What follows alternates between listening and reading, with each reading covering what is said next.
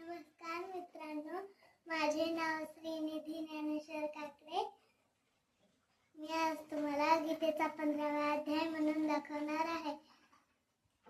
परमात्मेन यतः पंचोदशाध्यायः.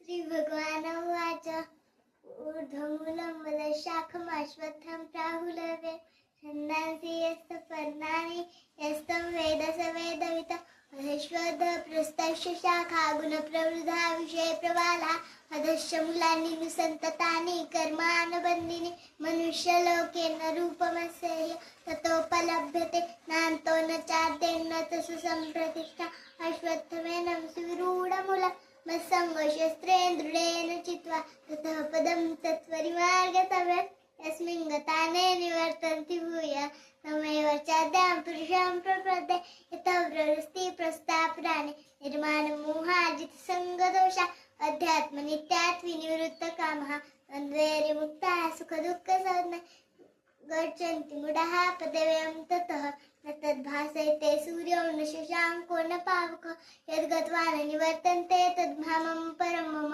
ममेवांशो जीवलोके जीवभूतसनातनः मनुष्यष्टानीन्द्रियाणि प्रस्थितानि कर्षति शीघ्रं यदवाप्नोति यच्चाप्युत्क्रान्तमतिशयः बृहद्वेतानि संयाति वायुर्गन्धानि वाशति श्रोत्रं चक्षुस्पर्शनं च रसनं घ्राणमेव च अधिष्ठाय मनश्चाय विषयानुपसेवते उत्क्रामन्तं स्थितं वापि भुजानं वा गुणान्वितं विमूढानां पश्यन्ति ज्ञानचक्षुषा यतन्तयोगिनश्चैनं पश्यन्त्यात्मन्यवस्थितं यतन्तप्रकृतात्मानो नयनं पश्येच्चेतसा यदादित्यगणं तेजो जगद्भासयतेऽखिलं यच्चन्द्रमसि यच्चाङ्गो तत्तेजो विद्विमानकम् गामाविश्य च भूतानि धारयाम्यहमोजसा पुष्णामि चौषधीः सर्वाः सोमभूत्वा रसात्मकः अहमोश्वानरो भूत्वा प्राणिनां देवमाश्रितः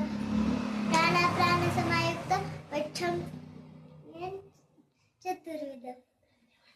धन्यवाद.